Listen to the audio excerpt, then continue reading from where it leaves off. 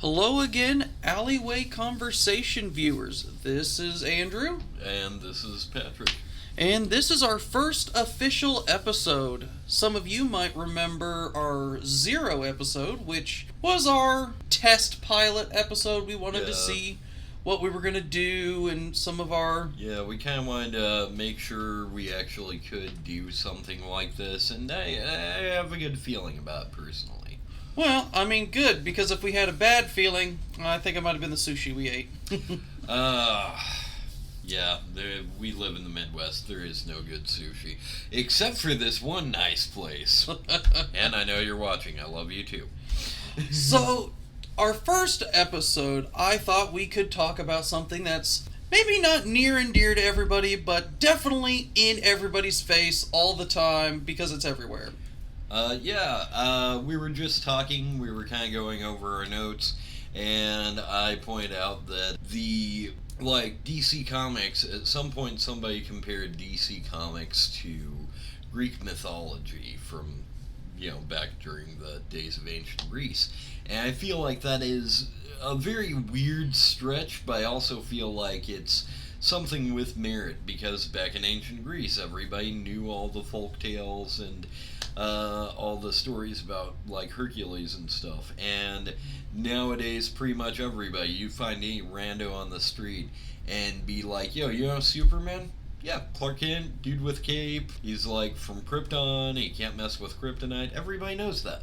Which I actually kind of find hilarious, because there actually is a Hercules and some of the old Greek gods and some of the older comic books. Oh yeah, that's where the cool story bro meme came from. Really? Yeah, from the Hercules comics. Oh, yeah, that was pretty interesting. I did not know that. Yeah, now you do. Nice. So, in case you can't tell, we're going to be talking about the DCU, or the DC Universe. Yeah. Sorry if I might have jumped into that a little early there.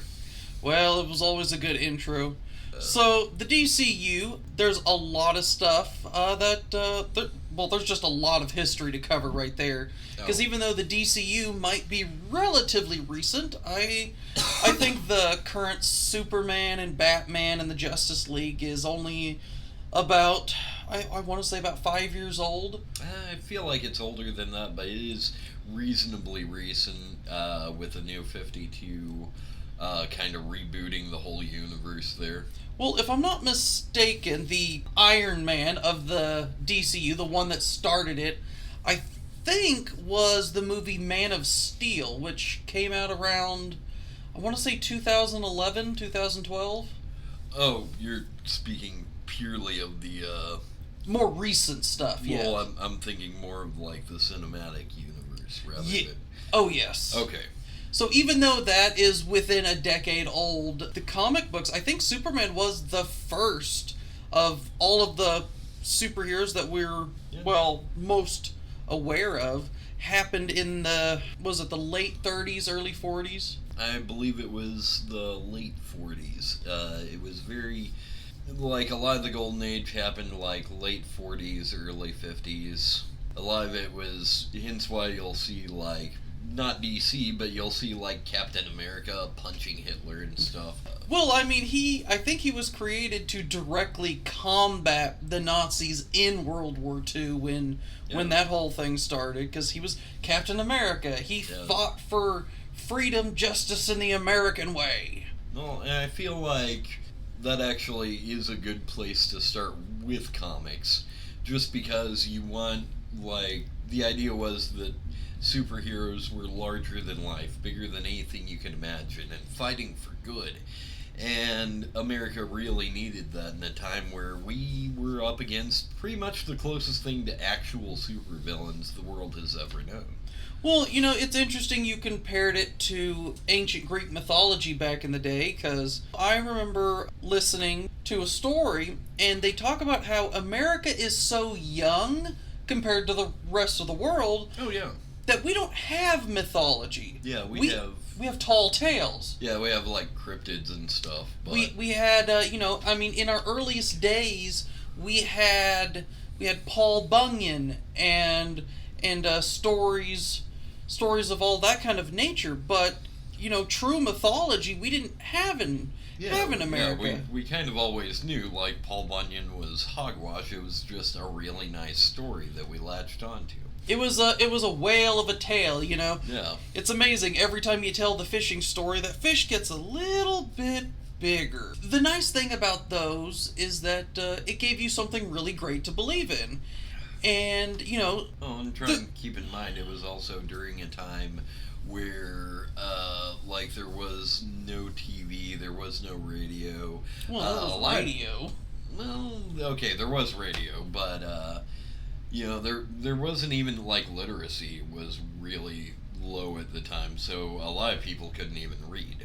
Well, back then, you went to school for an hour or two a day, and you were lucky if you got a third grade education. Yeah, exactly. But so it was so really at the end of the day, it was really nice to have someone. It was really nice at the end of the day, probably working your 10 years of service at your farm at the age of 20. Man, I don't know what farm you grew up on, but you were helping out long before the age of 10. Yeah, fair enough. You got a point there. But it was something to really relax with, to make stories and stuff. The interesting thing I always found was, a lot of people consider Batman and Superman some of the first comics, and Batman didn't come out until, I believe, the 50s. It was about 5 to 10 years after Superman that Batman came out. Yep. But it's not like they were the first comic books. I mean, before that, you had Archie Bunker version of comic books. I think you had, I think Dick Tracy was also very popular around that time. Well, my point is we're having, this sort of really morale-based thing that grows a little bit as society grows. Back in the day we had, all kinds of epics and stories told by bards. Then we kind of started being our own bards and sharing stories around a campfire or something. Well, I think the importance of Superman, because like we were saying, before that you had Archie Bunker and Dick Tracy, which are amazing people, but they were human. Yeah. They couldn't go above and beyond. Zorro is also a classic example of a superhero before superheroes were a thing. And at that point, it would remind me of Butch Cassidy or the old Gunslingers of the West. Ooh. They could do amazing things. Robin Hood, that's an excellent There example. you go. Yeah. They could do amazing things, but they were still bound by human limits. And then you got someone like Superman, who wasn't limited to being just a man. Yeah, a lot of modern comic readers find Superman to be boring just because, worst come to worst, he's up against the big bad, and they just retcon it to where, now he has the power to do this. They actually asked the writers, I think it was back in the 90s, I don't remember, but they said, in an interview, they said, is there anything Superman can't do? And they told audience members, the only thing that Superman can't do is the thing that we haven't written yet. Yeah, pretty much. And they basically told our writers, no matter what situation he's in, I don't care if it's an impossible situation with impossible odds, you will give him something that will get him out of that. There is no way he can lose. Yeah. And that's what I loved about Batman. Yeah. Batman and Superman, they've always been great friends in the comic books. I don't care what you say, Justice League, that was stupid. Martha! That's so terrible. I've never seen the Justice League movie. I love comic books, and that's exactly why I stay away from comic book movies. I get nerd rage. And see, bad. I didn't grow up reading comic books, so for me it didn't bother me. But I did grow up reading some really good, I wouldn't call them comics, they were the funny pages from the Sunday newspaper. I always loved those. Well, and that's the thing. With that in mind, it's all a big joke. So, in theory, you could make, say, a Garfield movie or a Beetle Bailey movie. They did make a Garfield movie. They made two Garfield movies. We don't talk about those Garfield movies. Very true. If Bill Murray's ashamed to put it on his resume, I don't want to have anything to do with it. Even if we get to the point where Garfield is British in the second one. Yeah, he's voiced by Tim Curry. I know that much. It's ridiculous, and I kind of love it, but I also know that they're god-awful movies, so... You know, the fact that it's done by Tim Curry actually kind of makes me want to watch it, simply because I love Tim Curry. He's amazing. He's done so many wonderful things. Yeah, they also got a guy who is pretending very desperately to be John Cleese. He's not John Cleese, but he's trying really hard. Probably shouldn't. I mean, it's like Johnny Depp in Willy Wonka. I'm sorry, you're no Gene Wilder. You're good. Oh, yeah. You are. But you're no Gene Wilder. It's just like Will Smith. Will Smith, I love you. If you're listening to this, holy crap, we got Will Smith. This is amazing. Oh my god, yeah, Fresh Prince. We love you, man. But you're no Robin Williams. I'm sorry. The fact that you tried to put your own spin on it, I think, is a wonderful thing, because you didn't try to perfectly replicate Robin Williams, because it can't be done. Well, and that's the thing, like, the whole movie was built around Robin Williams' stand-up. I don't know if you know that. It was actually one of those things, like, of course it was like the early 90s, late 80s. Robin Williams was, he was ridiculous. He was everywhere. And, like, a lot of the artists thought that, how cool would it be to animate some of this? And so they did. They ended up making Genie, the very first character, as Robin Williams, and, like, had him do things. And I guess this ended up being sort of a test, and ended up working out really well for pretty much everyone involved. Well, that's pretty cool. I mean, you liked Aladdin, I liked Aladdin. I mean, Lord only knows the writers and artists got paid tremendously for it, I'm sure. I mean, I don't know I've never met anybody who walked up and was like, I hated Aladdin. I mean, maybe the new one, but I mean, come on, the original Disney movie? I don't know anybody that just was like, nah, this was terrible. This was still like during what I would consider the golden age of Disney. Well, and on that note, I've never seen it myself because God only knows. We have an Aladdin movie. Why would I watch this new one? Mm-hmm. But I've also been told, in terms of like the live-action reboots Disney's been doing, it's not bad. It kind of feels a little bit like a Bollywood movie. I have heard that most of Disney's live-action movies are terrible. I mean, I've heard a lot of bad, and honestly, they said this one's not bad, which I think might be the highest praise of the live-action Disney movies I've heard so far. Like, I've even been told Will Smith is obviously not Robin Williams. You cannot replicate the man. But at the same time, he is fine. He is... Oh, Robin Williams, you're gone too soon. This is our tribute to you. Yeah. Miss you, man. Good morning, Vietnam. Yes. You know, actually, speaking of 80s and 90s, I have seen some really terrible comic book movies back then, and they were considered just B-rate movies back then. Yeah. With a very few exceptions. I know Spawn, one of my favorite older DC movies. Martin Sheen did that purely just because he always wanted to be in a comic book movie? No way. Even back when comic book movies sucked. Yeah. No, he just sucked. He just thought it'd be fun, so the minute they're like, okay, we got a script for Spawn, he's like, I'm in.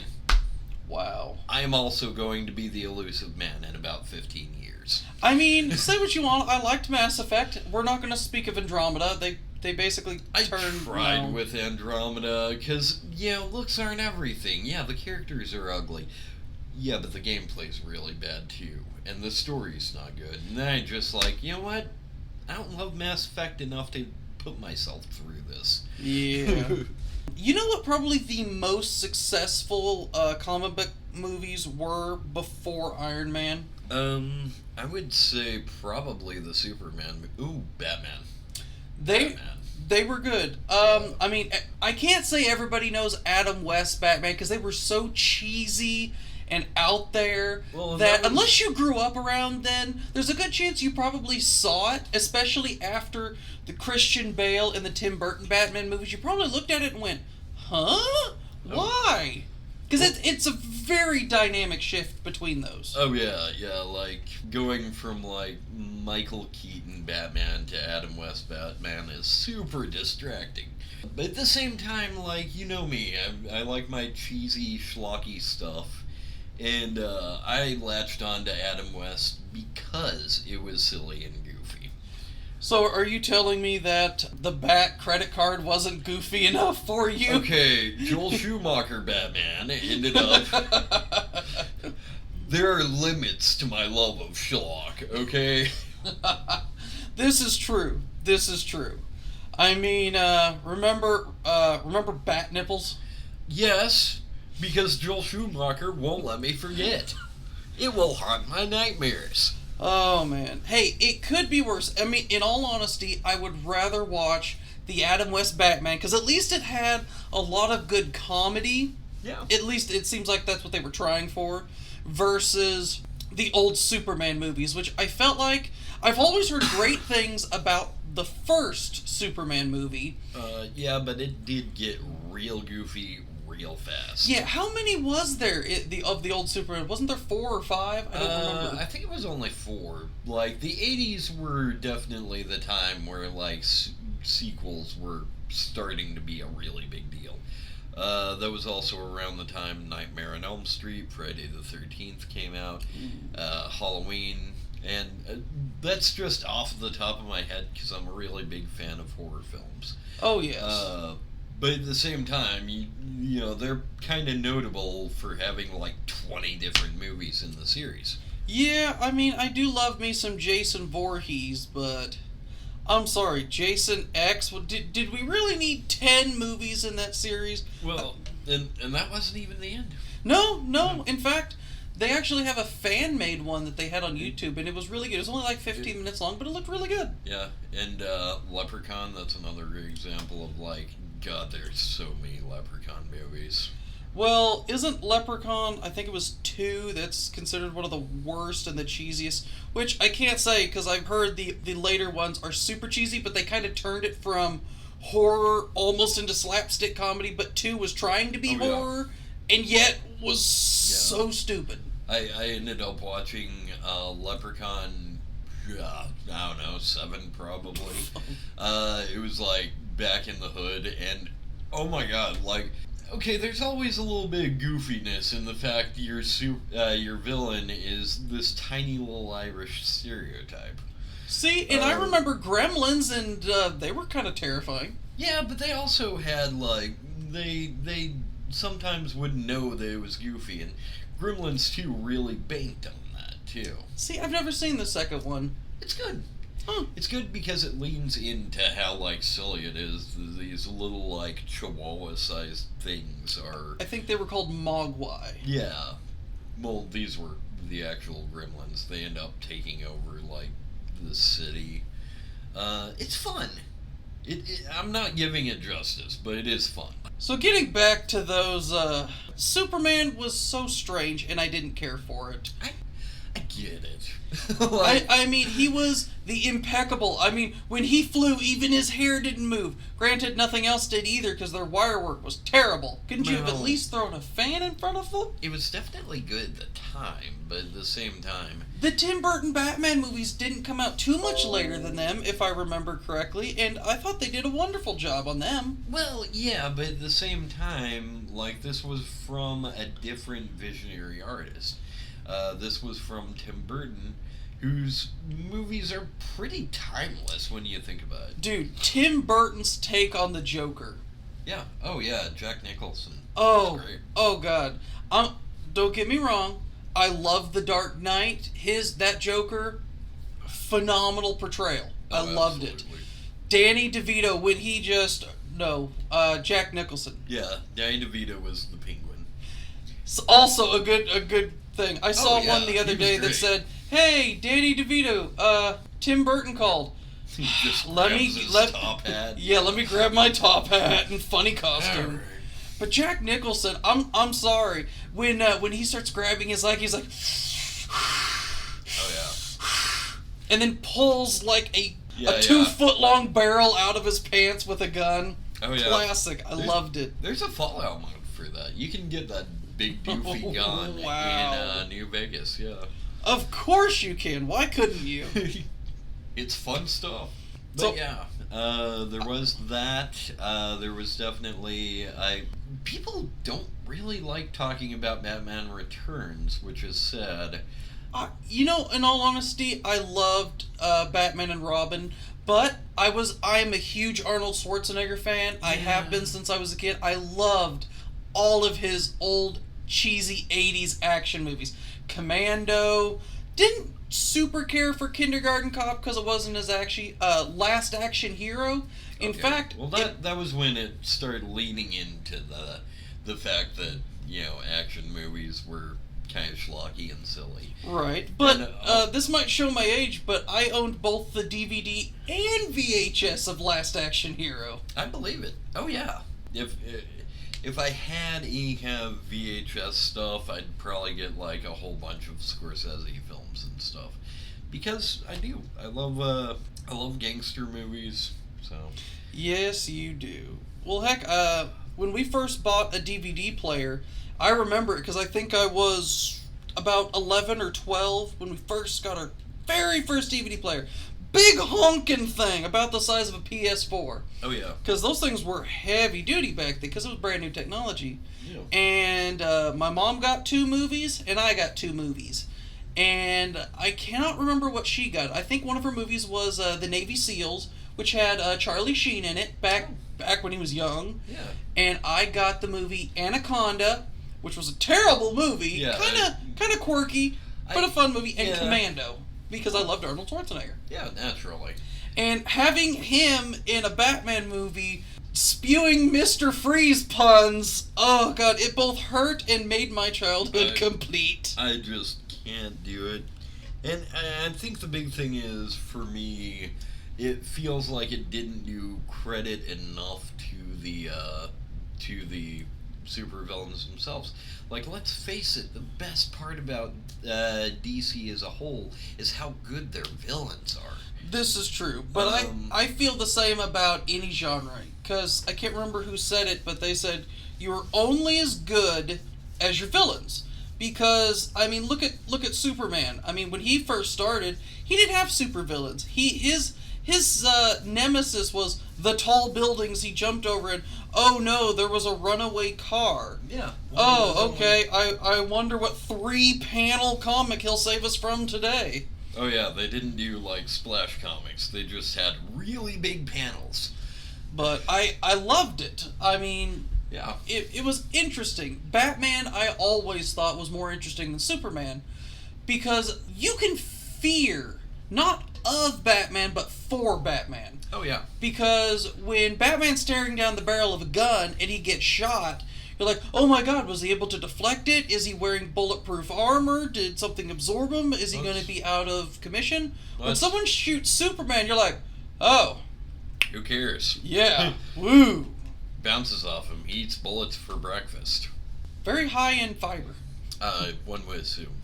Well, and I think that's what's important about the fact that a lot of the time his companions will get hurt to the point where things don't really, like, they can't continue being, they're part of the Bat family, but they can't really stay companions. And we've seen what happens if someone that Superman cares for gets hurt. He just freaking flies around the world and reverses time. Okay, I'll be the first to admit, I like the Christopher Reeves movies. That was some hardcore BS. Oh no, Lois Lane died! Quick, fly backwards! That's how that works, right? No, I don't give a crap what way the world is spinning. That's not how that works. Yeah, no. It was stupid. And, of course, but yeah, and the worst part about the Schumacher movies is Jim Carrey could be a really good Riddler. Tommy Lee Jones would be a great Two-Face. But they made it a bit too comical. Yeah, just the direction came in. And Uma Thurman, she was great. Yeah. And she would be a good Poison Ivy. But the direction just went in a totally goofy, cheesy direction. Wasn't that the first movie that Tim Burton didn't make? Yeah, it was Batman Forever. Yeah, because what I heard was the studios thought that Tim Burton made Batman too dark, which, hello, that is what I think of when I see Batman. Yeah. Dark, gritty, realistic, dangerous, the slums and stuff, and they wanted to step away from that. Well, they rebounded a little too hard, in my opinion, and we got some really goofy movies. Oh yeah, what was up with that biker gang with all the neon colors and crap? Oh, good lord. How about the gothic Gotham? Wow, didn't mean to pun that. The gothic Gotham, where, look, my motorcycle can ride on a statue who's holding our bridges up. Yeah. I'm sorry, I thought Gotham was dirt poor and couldn't afford police and public transportation, but we could afford giant statues of angels holding bridges. Yeah. I think somebody in the city planning commission needs to tone it down a bit. Yeah, it's actually kind of funny. You can actually compare that to actual goths. Like, the Tim Burton Batman movies were like old school goth, like Bauhaus and stuff, and the Schumacher films are like your average Hot Topic dweller that listens to Bullet for My Valentine. Wow. Now there's something I haven't heard in a very long time. Yeah. I haven't, I know we went to Hot Topic last weekend to find you some work boots, but, we didn't find them, by the way. No. Nobody works at Hot Topic. Hey, what about the people that have all the face piercings? They work there? Yeah, they totally have jobs. I mean... you mean the actual employees. I'm sorry. Oh, wow. Yeah, no, they work, I'm sure, dealing with all the, nerds and grumpy 30-somethings like me is an actual job. It really is. It's taxing. So. Yeah, I can't imagine having to deal with someone like you all the time. Yeah, no. I feel for all of my coworkers and my mom. There's a lot of good things. DC had a terrible record with movies. So, the Adam West Batman was just goofy. Then we went to... The Bat Shark Repellent. Oh, good lord. And then we went to the dark, gritty Batman, which was by far my favorite. Oh, definitely. Then we went to the Joel Schumacher Batman, which was... Back to Adam West, but, a little bit trying to be better. Dark and gritty. And then we get Christian Bale, which I thought was an interesting choice at first, but the more I watched him, I actually kind of liked him in that Batman trilogy. Yeah, I think they really capitalized on, that person can't be that character, and then you watch it and you're like, I guess I can see that now. Like they did that with Anne Hathaway, they did that with Christian Bale. I didn't think he'd be a very good Batman. So far, I have to say he's probably my favorite. Yeah, and they were all wonderful. I can't really think of anyone who was terrible in it. Honestly, I really didn't care for who they got as Catwoman. Oh, that was Anne Hathaway. I mean, don't get me wrong, she wasn't bad, but I grew up watching the 90s animated Batman series, and the way they portrayed Catwoman, I thought was perfect. She was very elegant. She was kind of like Batman. Yeah. She was Bruce Wayne in female form. Very part of the higher up social circle, found an injustice that was going on, but instead of helping people, she found people that she thought was making bad decisions and hurting wildlife and stuff, and robbed them. So she was kind of like Poison Ivy, but she robbed them instead of trying to kill them or turn them into plant people. Yeah, that was, Poison Ivy's always been interesting supervillain. But, I mean, on one hand, you really can't fault her reason for wanting to do something, but at the same time, you're like, maybe there's a better way to solve this problem. On that note, I also kind of wish they made a fourth movie, just because I really want to see Joseph Gordon-Levitt as, Nightwing. Yeah. I wouldn't mind seeing how they would have dealt with a Damian Gray, considering... I think we're going to deal with about 3 or 4 more Robins before we get to Damian Wayne. Well, we know the second one died and became Red Hood. At least in some of the Batman Jason animated Todd. Movie. Yes. Then there was Kelly. I cannot remember her name. There was a girl Robin at one point. Really? She was great. Carrie Kelly? Huh. That sounds right, but I don't want to put money on that one. Well, can I just say that out of all the comic book movies, cartoons really, that I watched growing up, The Batman series, the animated series, was by far the best. You know, I've watched every episode, even as an adult. I found the series, I rewatched it, and you know how you watch a lot of stuff when you were kids and go, man, this isn't as good as I remember? Rocko's Modern Life, yes. Yeah. I did not do that with the Batman series. It was as good as I remember. It was still wholeheartedly amazing.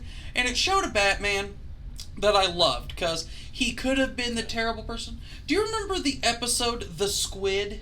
I do not. I was a very casual Batman fan back in the day. Like, I watched a couple episodes when they were on, but I actually got really into Batman Beyond. Well, The Squid was a very interesting episode. It actually didn't center around Batman at all. In this episode, this guy he wanted respect. He'd always been a bit small, a bit cowardly. Oh, yeah. So this gang of people brought him in on their heist and made him the lookout. And they gave him the nickname The Squid because they thought it was funny, and they're like, well, why did we bring him? He's not going to be any good. He goes, yeah, but when Batman finds him and starts beating him up, he'll scream loud enough that we can get away.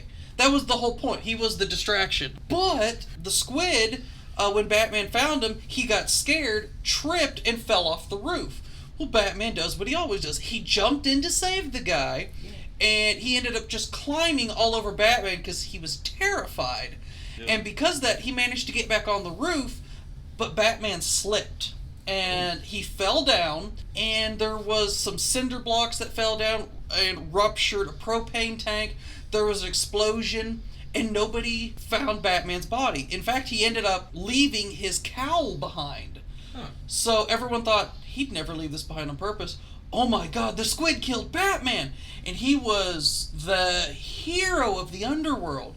Then the Joker kidnapped him, and he's like, oh really, you killed Batman? You?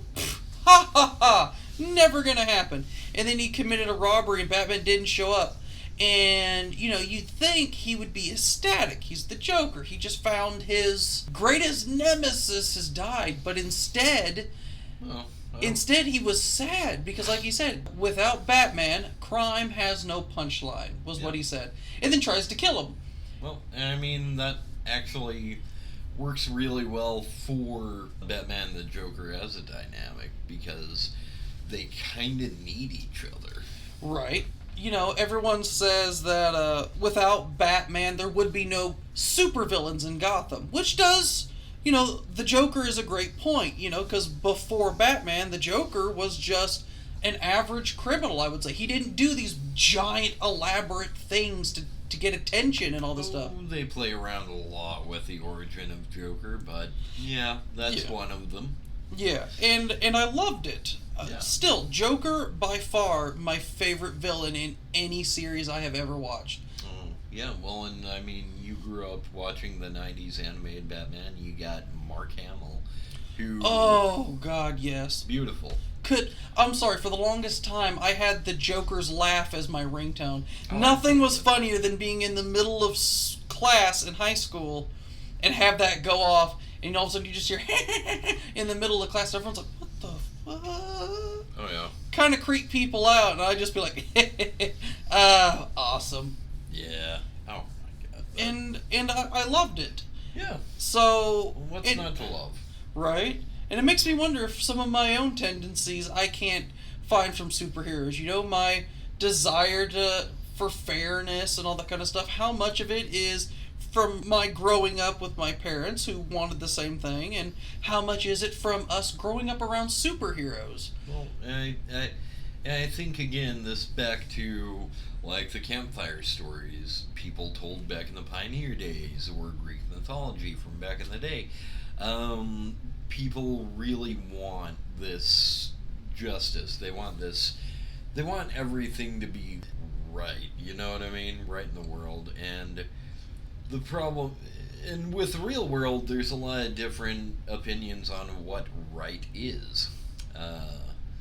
But in the comic book world, well, I mean, you can clearly see it. Batman's the good guy.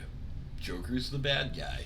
It was a lot simpler back in probably the 50s and 60s. Nowadays, they do throw a bit more gray in there. Well, yes, but at the same time, it's definitely like there have been times where I've been like reading a comic and the villain's so good you kind of want them to win. Well, not just You know? that, but I mean, like, did you ever watch that? I can't remember what the meme was, but it was the Flash, and he's in a bar, Yeah. and he goes up to somebody, and they're in an outfit, and he goes, "Hey, Jerry, how's it going?" He goes, "Oh, I broke out of the insane asylum to have a little bit of a good time." He goes, "Jerry, we talked about this. You need to stay on your meds. You need to let these people help you." He's like, "Dude, oh, come on, Flash, I'm doing okay." He's like, "You're wearing the suit again." And he looks down and realizes it. "Oh my God, you're right. I am in my suit. Oh, yeah. You know what? I'm going to finish my beer and I'm going to go back." And the Flash is really proud of him, gives him like a thumbs up, and he walks away. And he's like, that's the problem. You know, how many people are having a bad day, or they're not all mentally there?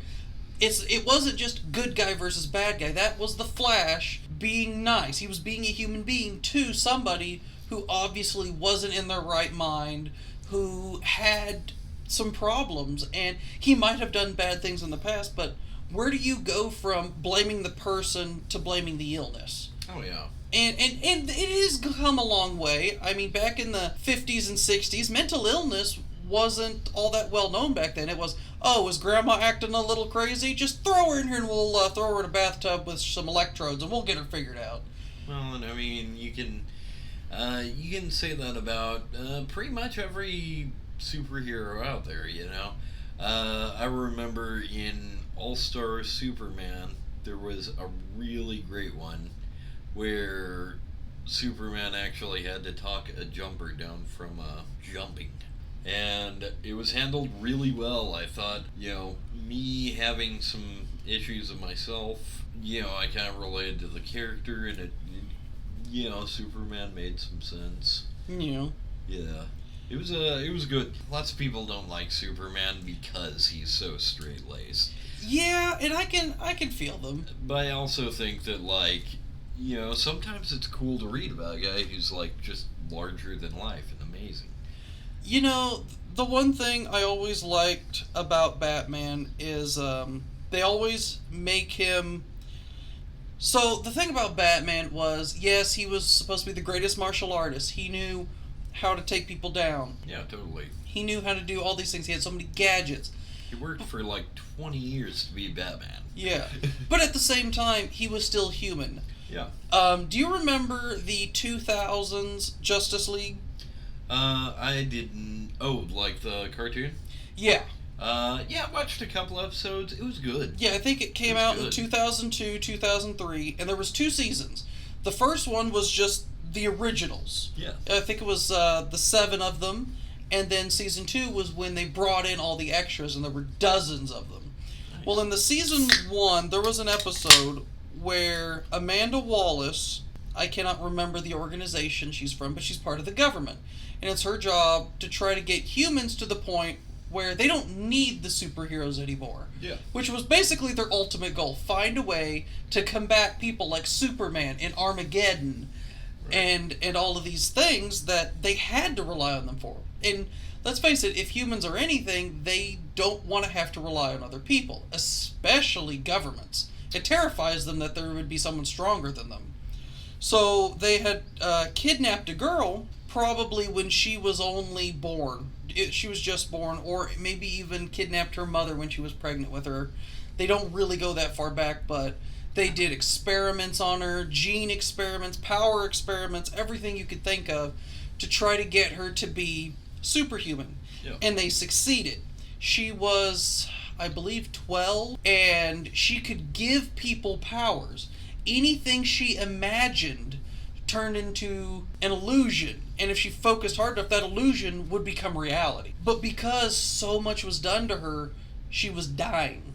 And the Justice League captured all of her subordinates and were going in to get her. And Batman said he volunteered to go in to stop her. You know, Amanda Wallace gave him a box. I don't know if it was some kind of taser or if it would kill her or what, but he took it and told them that he would take care of her. He goes in and she had the whole path blocked off. She let him through and only him. Yeah. And she could read minds, and she's just sitting there on a swing set saying how she had never gotten to see outside. The only thing she was ever allowed to do was train and use her powers and be a guinea pig. And here's this 12-year-old girl who just read Batman's mind and know that she's dying, and very soon. And she's just looking at Batman and she's crying. And she's like, I know I'm dying. I know I don't have much time left. And I know you came here to stop me. And at that point, Batman takes the box and just kind of chucks it away and goes, I'm not here to stop you. I'm just here.